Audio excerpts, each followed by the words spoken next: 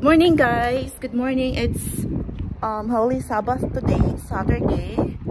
It is 8:17 a.m. in the morning. So ayan guys, galing ako na umili sa Dollarama. Ayan. So ako talaga yung second customer nila. So ayan, meron akong order today ng turon. Then yesterday I forgot to buy a tray na paglagyan ng turon. So kailangan yun, nagising ako ng maaga para makabili. Good thing may lakad si Cheryl, so she dropped me off here, and then I am going to walk going back home. Not in the Philippines, back to the house here. Ayan guys, so ito yung Terra Losa, makikita nyo.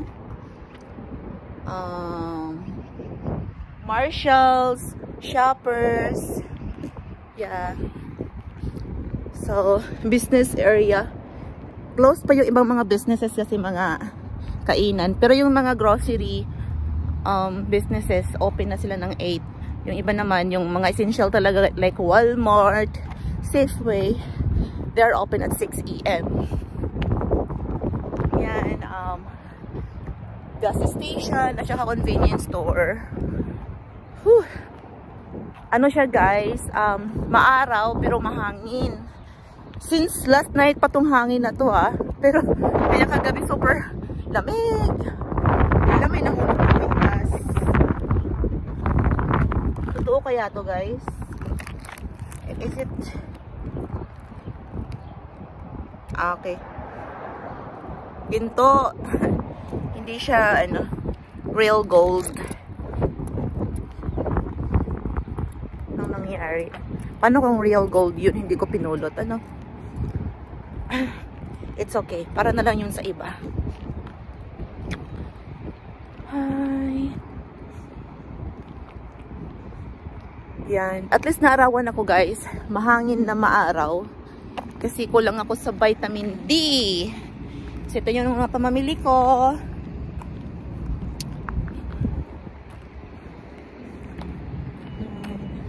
Ilang araw na lang babalik na naman ako sa workplace. So dito ako dadaan sa may stop sign guys. I mean sa may pedestrian sign. So stop light para safe.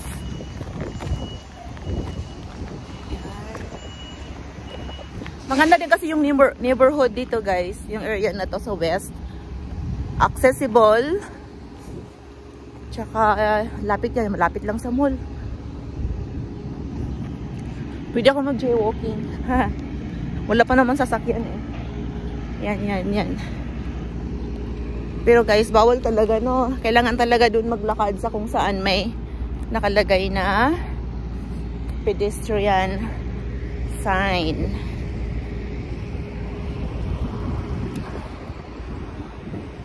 If you follow the rules, you are safe. If not, it's our own risk.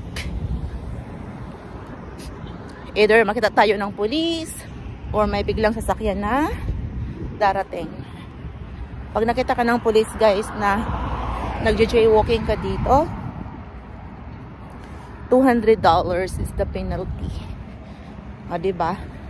Ilang oras na yung trabaho yung $200 na yan. $200 is equivalent to 8,000 pesos.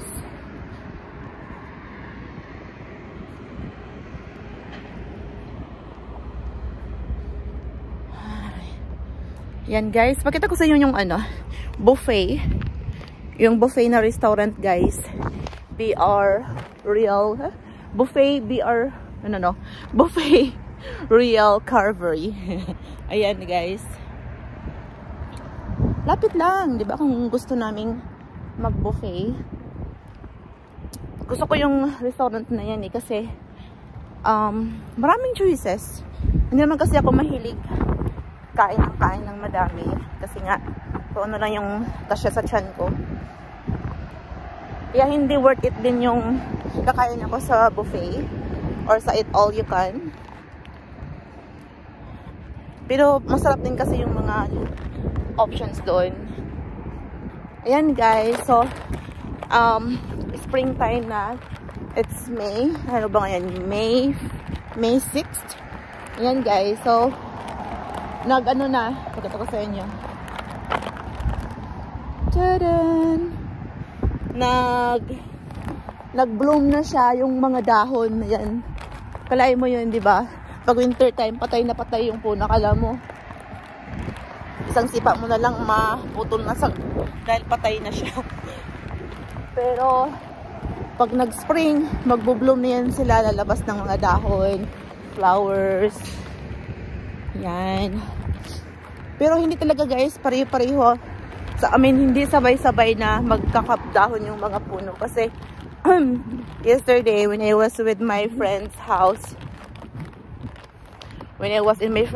guys, and with other friends, nakita ko yung mga puno doon sa kanila, sa neighborhood nila guys. Ano na, bloom na talaga, malami na siyang dahon. Sabi ko, bakit doon sa west, sa area natin, kukunti pa lang, kakalabas pa lang ng mga dahon. Anyways, hindi talaga sabay-sabay. Tingnan mo yung, yan guys, tingnan mo yung puno sa unahan. Yung mga patay na dahon nung winter, andyan pa. Hindi siya nahuhulog. Tapos nag-i-start ng magkadahon yung ibang parts. It's weird, eh? Yan, no? Yung mga patay. Yeah. Yung mga patay na dahon ng winter, andyan pa din. Hindi siya nahulog. And then, nag-uumpisa na namang Ay, look at the sky, guys. Clear sky. I love the sunshine. I love the wind. Ayan, so itong nilalakad ko ngayon guys, ang layo niya is 1.2 kilometer dun sa bahay ng aking kaibigan where I live. So buti na lang talaga, naabutan ko yung paglabas niya kanina. Nakasabay ako papunta ng Dalarama. And then pagbalik ko, walking exercise. Hindi pa ako nag-breakfast. It's a good thing.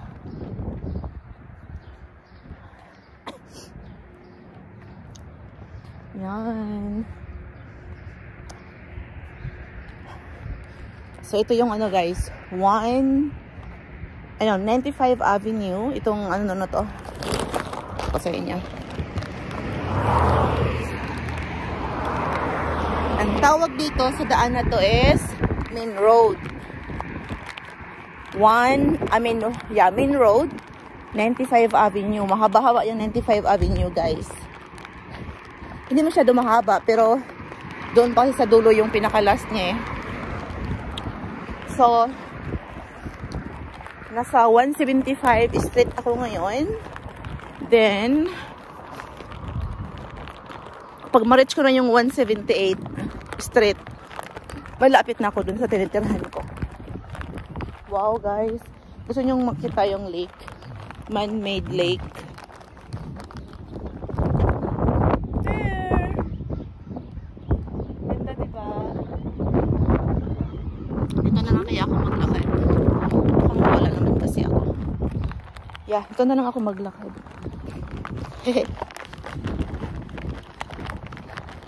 Sa park. Para feel ko talaga yung nature. Yung mga kabahayan dito, mga townhouses. Pakita ko lang sa inyo. So dito na ako sa shortcut. Pakita ko yung sa inyo yung may nag-exercise. Man-made lake. Yan. Napaka-peaceful tumira dito actually.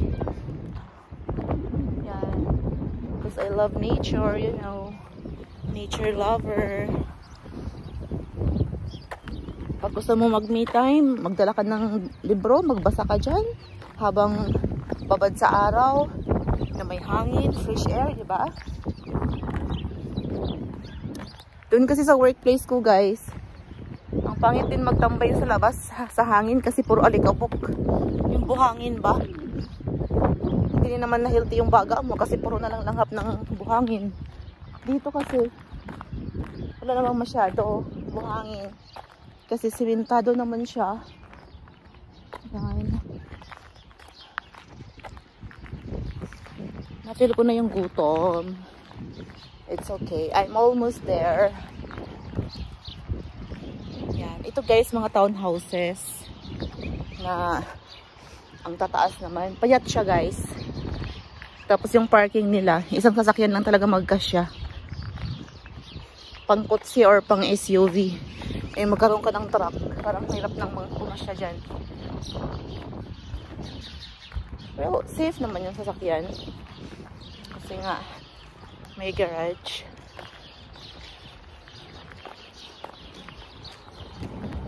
Katulad nito, parang habang sasakyan na to. Diba? Yung truck, parang hirap pagkasyahin dyan sa parking lot nila.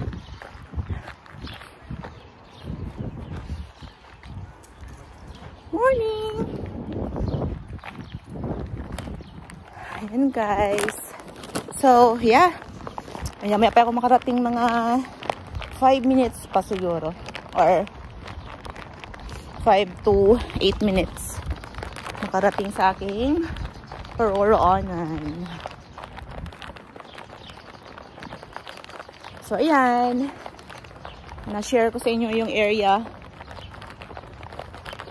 Yung neighborhood where I live. Yung, ayan, mga puno guys na gano'n na. Ang tawag kasi dito guys, Terralosa Park. So, malapit lang talaga pag gusto naming maglakad. Tumambay. Malanghap yung fresh air. Dito lang. Sa Terralosa Park. Mag-walking exercise. Yes. Tapos meron silang isang cottage. Yan, pwede kang mag-ano dyan, mag-celebrate ng birthday or any party with friends. Kailangan mo lang talagang i-book dun sa kung sino namamahala dito. Yan.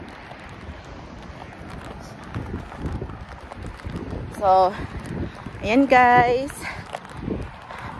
Mamaya ulit pag malapit na ako dun sa aking tinirhan. Pakita ko sa inyo ang neighborhood dun. Bye!